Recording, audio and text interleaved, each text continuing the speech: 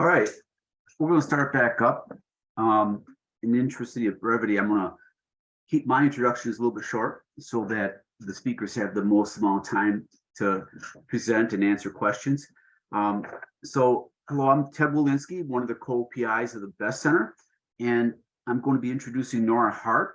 She's going to be talking about from energy audits to decarbonization audits, the next frontier for building efficiency. So Nora is, sorry about that, I lost my place here, but she's a senior scientific engineering associate at Berkeley Lab in Building Technology and Urban Systems Division. She's been doing research at the corporate level for greenhouse gas emissions, small buildings, and other related areas. Prior to working with LBNL, she worked for CBRE and JLL, working with their clients on sustainability goals in the real estate sector. And then before that, she had a little bit of a stint back at LBNL for looking at Berkeley's Lab's Smart Energy Analytics campaign through graduate research. So her talk today on decarbonization does strike a bell with me, just because one of my colleagues, Paul Ehrlich, had said recently that, not recently, sometime in the past couple of years, that we're transitioning away from net zero carbon, going towards just talk about decarbonization, which harkens back to some of the work I've done at my college, where we're looking at net zero energy by 2030, and we're transitioning from currently we're transitioning to non-carbon burning fuels, which, based on some of the discussions we heard earlier today, may or may not be as effective as we think it is. But one of my colleagues, when we were looking at updating the boiler system at one of our campuses, said, well, we got to quit thinking about going to condensing boilers, because if we install equipment that has to burn fossil fuels, then we're going to have to burn fossil fuels. And so we need to look at heat pumps. And this is just kind of a continuation of that discussion, looking at the decarbonization and do a kind of a paradigm shift in the way we think, and expressing this to our students also to think of it a little bit differently. And so with that, Nora, I'm going to hand it over to you and let you run. Awesome. Thanks, Ted. I appreciate it. Can you hear me okay? Yes. All right. And I will go ahead and share my screen. Okay. So with that great introduction, I'm actually going to start off by talking about energy audits, which you were probably familiar with. So as Ted said, there's kind of this shift from energy efficiency to decarbonization. So for decades, organizations have been completing energy audits, looking at reducing energy, but also looking at reducing their operating costs. And a very common type of audit you probably have heard of is the ASHRAE Level 2 energy audit. So if you want to get an energy audit done at your building, you don't need to give detailed specifications. The building owner can just say, follow these ASHRAE Level 2 standards, and they'll get a very consistent type of report and type of recommendations for their building. Now, what's interesting, and kind of what Ted alluded to, is there's kind of been this shift from looking at just energy efficiency to looking at greenhouse gas emissions in buildings. And one way that shift has been highlighted is through public commitments by these big organizations for greenhouse gas reduction goals. And something that's actually ongoing right now is the DOE Better Climate Challenge. Now, this climate challenge is voluntary, where organizations say, I want to be part of this challenge. And when they do that, they commit to reducing their greenhouse gas emissions by 50% in at least 10 years. And that's very ambitious.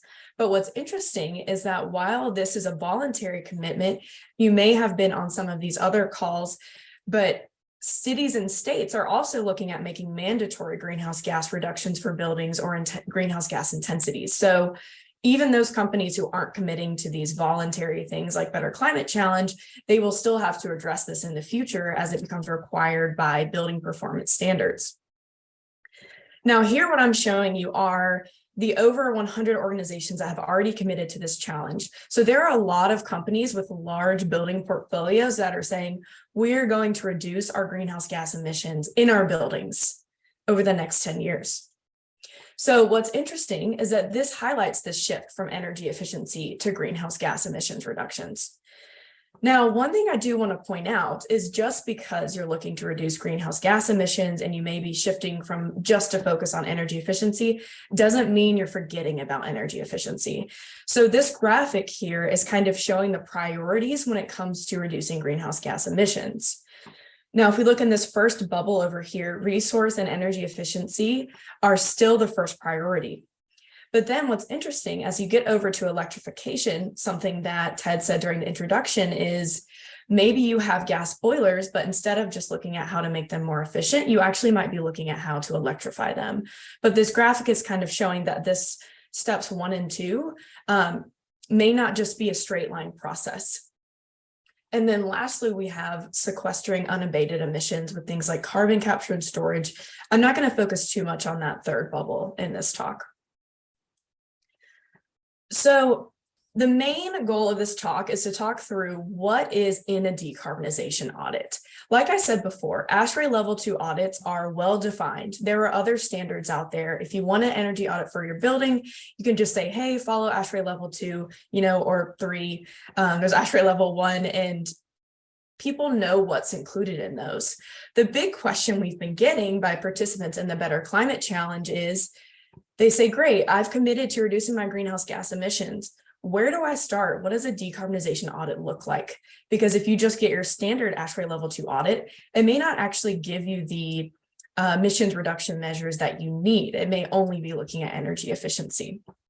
So what I'm showing here is a screenshot of an emission reduction audit checklist that the lab and DOE are currently developing. So this checklist is not released yet, but it will be soon. So you're essentially getting kind of a preview through this talk.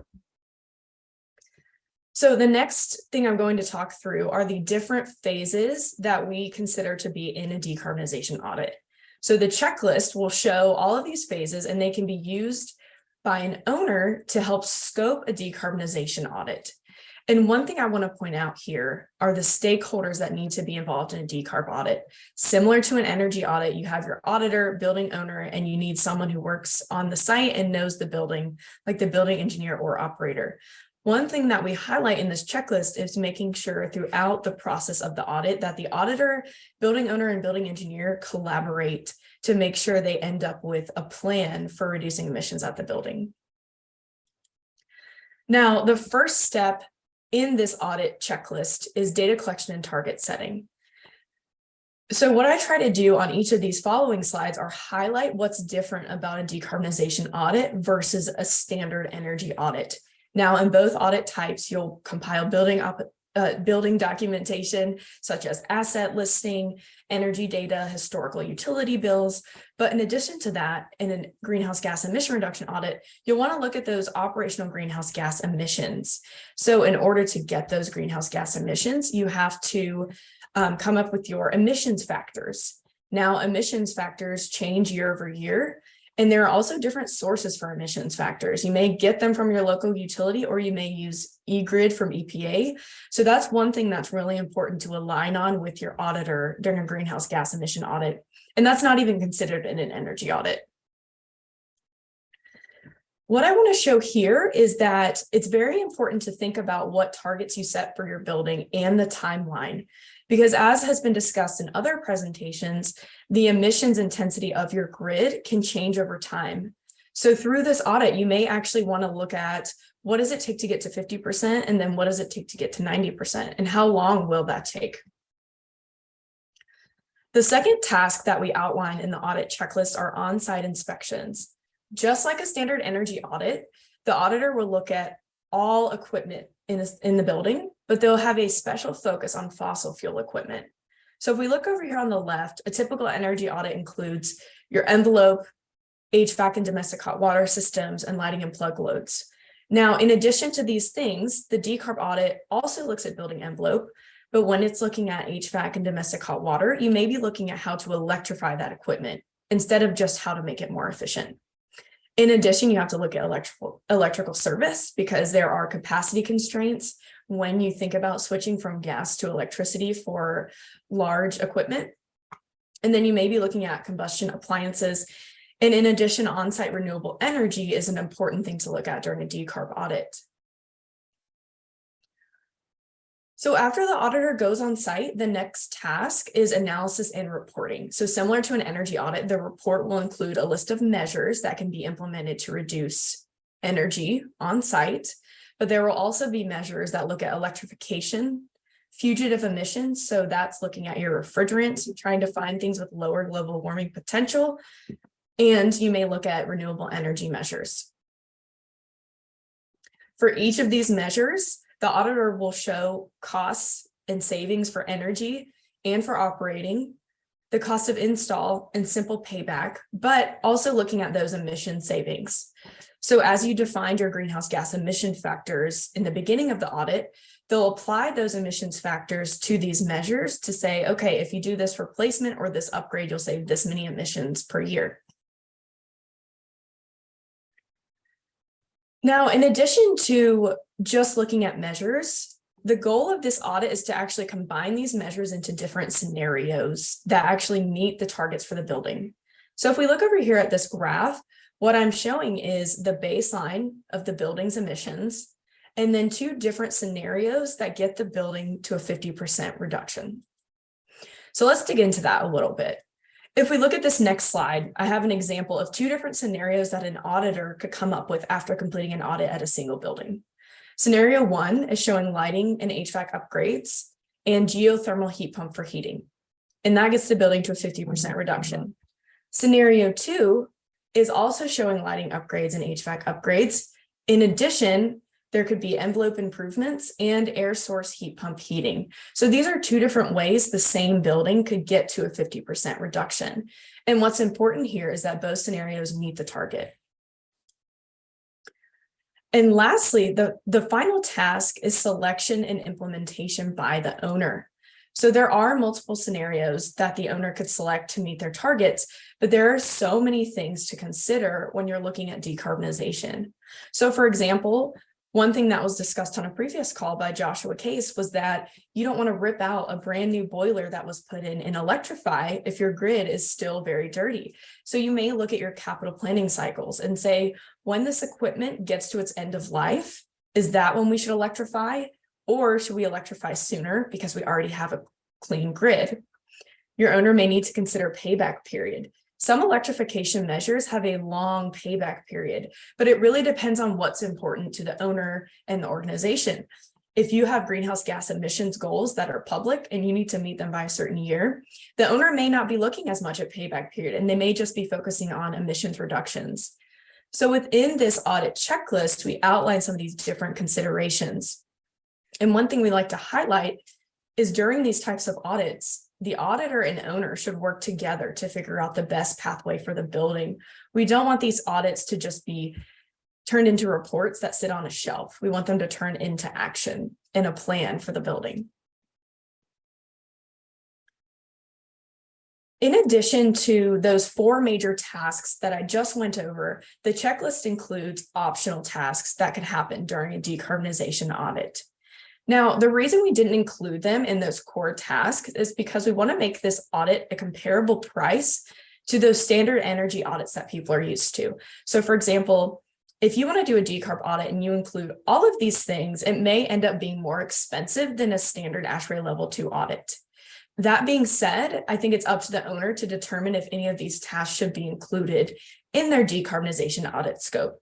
So for example, you may want to look at EV charging, but for a core audit for decarb, looking at EV charging isn't necessarily a task you have to focus on. So once this checklist is released, you can kind of see the details on these optional tasks. So with all that being said, please look for this audit checklist on the DOE Decarbonization Resource Hub in February. Like I said, it is not released yet. You kind of got a preview of the audit checklist, but it will be out there for review. It'll be a free resource that anyone can use to help scope a decarbonization audit. Okay, and before I jump off, I want to pivot over to another topic just real quickly, because I think this is a great audience for it. Another project that the lab is working on right now is providing free technical assistance for small building controls. I'll give you a quick background. So the DOE wants to promote enhanced controls and monitoring in small to medium buildings. buildings with packaged rooftop units. And we're focusing on small buildings because controls are very common in large buildings. So the DOE did a campaign called the Smart Energy Analytics campaign, and it was looking at how do we install controls and EMIS in large buildings. Through that campaign, they showed that controls can save 10 to 20% of energy in a building. Now, these controls are not as common in small buildings, and small building owners often lack resources to install controls. So right now, the lab is providing free technical assistance, resources, and recognition to small building owners and operators that install controls. Now, what are the benefits to BEST members? So if you're in this audience and you work at a college or university, and you have an energy department that may be interested in joining this campaign, you could potentially use this as kind of a living lab or a case study in a buildings class. So if you install these controls at your buildings, you could train the students on them while also reducing the energy use at your building. So if you are interested in receiving free technical assistance for small buildings, or you just want more information, you can contact me or contact Elliot Crow at the lab. All right, that is all I have for my presentation. We can open it up for questions. Thanks, Nora. Yeah, it was a great presentation. Really appreciate it. Let me see if it's questions we have. So can you clarify what GHG audit is only for scope 1 and 2 emissions? Yes, so we are only looking at scope 1 and 2 emissions and greenhouse gas audits because scope 3 would not be directly building related. Those would be something that is out of the building owner's control. So for example, when you say scope 1 and 2, that doesn't look at the embodied carbon of things that are being put into the building. It's only looking at the operational greenhouse gas emissions. Okay. So a couple other items. Can you just expand a little bit upon monitoring-based commissioning?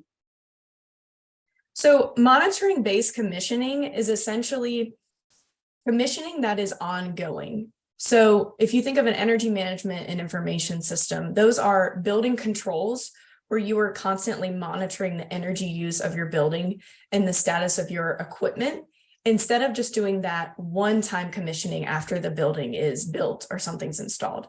So it's commissioning in an ongoing basis using that technology. Okay, good. Then the last question here is, how are you defining a small building? That is a really good question because there is not a perfect definition. We don't necessarily want to go by square footage because, you know, there could be a larger building that has rooftop units. So essentially we're looking at buildings that have multiple rooftop units controlled by a single thermostat.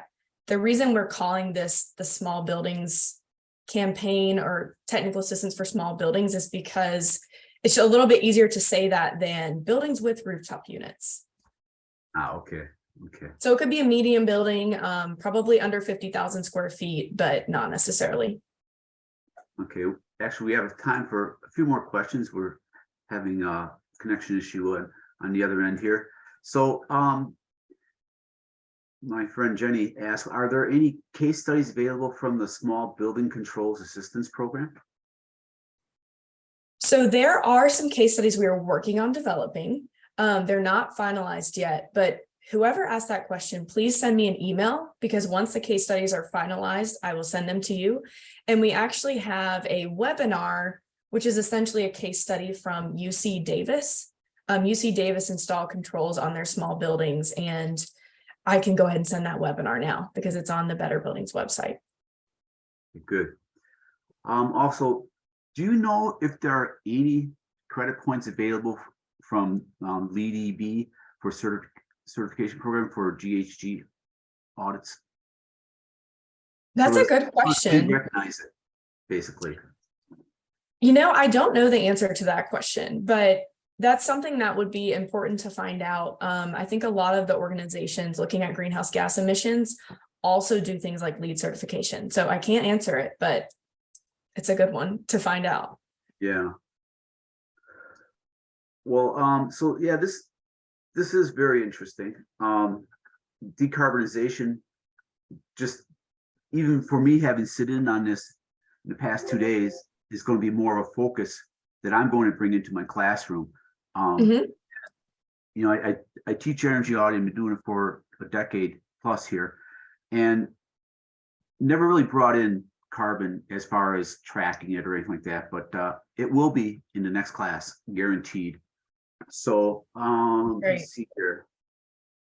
Another question for you. Does the decarb audit have any systematic way of looking at the local electric gas price differential? Kind of a spark spread. This is really critical for assessing cost effectiveness. Yeah, so part of the audit that we recommend is for all of the measures that are found by the auditor, looking at how that would impact operational costs. So for example, if they say you should replace your gas boiler with electric equipment, we'd ask that the auditor estimate the operating costs of that electricity use compared to the existing cost of the natural gas. Okay. All right. Let's see here if there's any other questions. I'm not certain that the other person is on yet. I don't see them listed here. So if we look at it going forth, how does the lab intend to get this word out that we want to look more and more at decarbonization? Mm-hmm.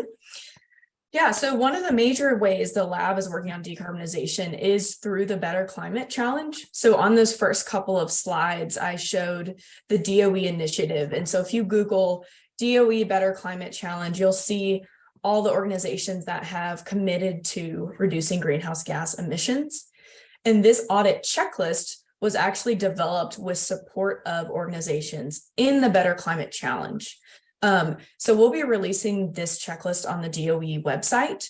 And then also all those organizations that are in the Better Climate Challenge, we will specifically share this resource and ask that they share it internally and with anyone else that's interested in doing decarbonization audits.